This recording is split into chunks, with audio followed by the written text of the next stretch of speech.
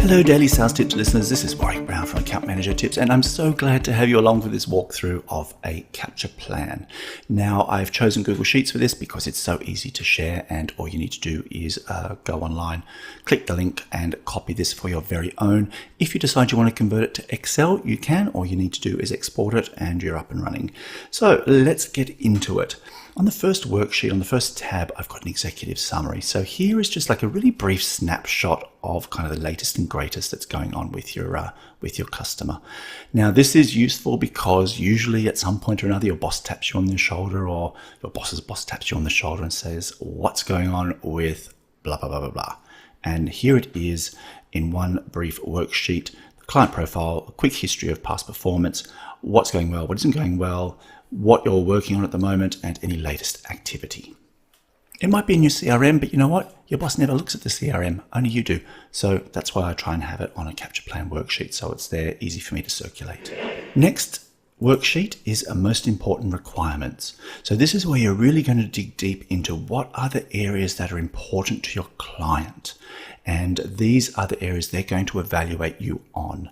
So I've listed some, functional areas that, might typically be drivers for your clients, but maybe there's some other things that you want to substitute or add. Things like technology, price, quality of your team and their experience, integration, innovation, global footprint, all that sort of stuff. So think about describing the functional area, why it's a driver for them, what's your solution today, and what are the gaps, and then rank them in order of priority. Below that, I've got the metrics that matter. So this is really what are the KPIs that are important to your client, and how are they going to measure you in terms of success? So there's plenty of KPI libraries, just Google them and you'll find different measures, qualitative, quantitative. What's important is that you have the definition, that you store the calculation, because it's very easy to forget actually how you came up with the results, what your target is, and then how you're actually going to measure it. Like, what are the sources of the data for the metrics that matter, and how are you going to report on it reliably? All right, next worksheet is an influencer map. So here you're going to list out the key stakeholders, their name, their title, the type. I've got some drop downs here. So buyer, consultant. We hate it when consultants get involved, but inevitably they are. Decision maker, are they an end user, are they an executive, or other? Then here we're going to rank their level of interest. They might be an executive, but actually they've outsourced all the decision making to their procurement team. So while they may be important, their level of interest is low. So you want to make sure that you sort of capture both elements. Here you'll have their level of influence, again, a rating from 1 to 10, and then their level of support, again, high, medium, low. So bringing all those things together should give you a good picture of where they sit in the decision-making process, and also, what they think of you as a supplier. And then just a brief section for notes, any insights and action items and things you're working on around engagement. Next tab is win-loss factors. So here you want to look at competitor analysis. Again, I've got some categories here. They may link up with the most important requirements. There may be some other things that you want to factor in when you're starting to consider competitors. So look at your company, competitor A, competitor B, competitor C, and as many others as you need to factor in. What's the level of importance? And then how do you compare? Is this element a strength?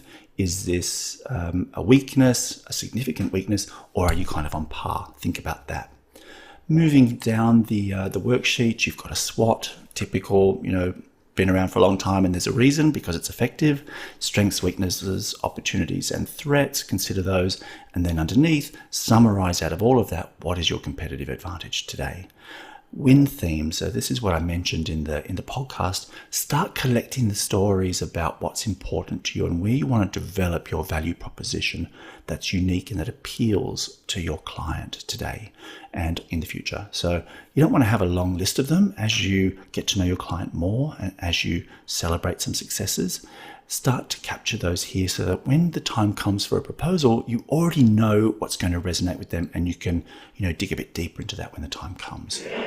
Price to win is the next tab. So here I've just got a checklist, right? Things that you need to think about when you're actually going to consider pricing, looking at what are the current trends, compare, pricing by region and customer segment. One of the important things is to remember, just because you charged a client, one amount when they signed up, doesn't always mean you're going to get away with it a second time around. So you need to really make sure you give this the due diligence and the proper attention.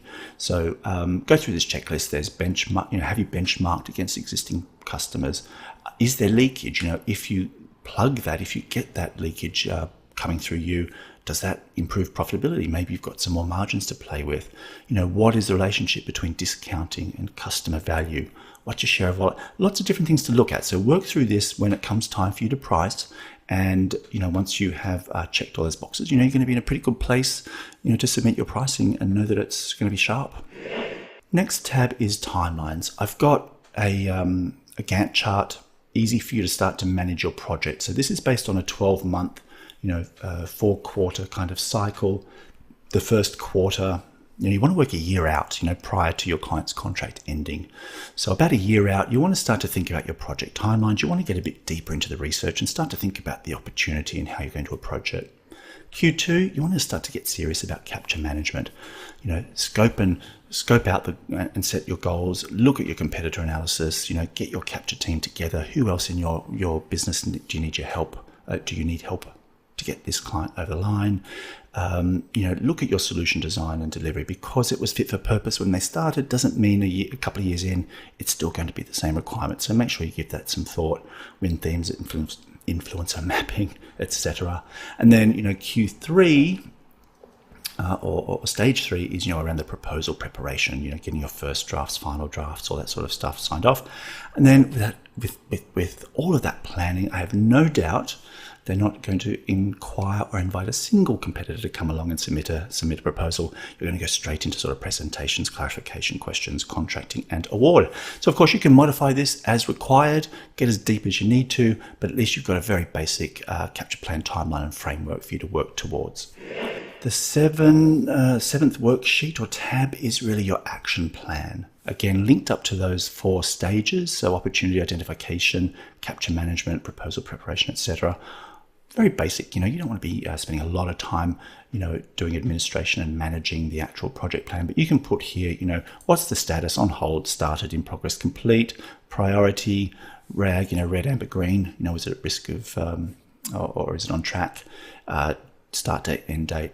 This calculates on its own, and the name and details and who owns the task, and it'll calculate, the percentages done. So pretty neat little capture plan, timeline, action plan for you. Then here, you're just going to list out who in your team is, going to be part of the capture team, who are the key people within your client's business, all that sort of stuff, whatever you need here. These aren't real people, just so you know.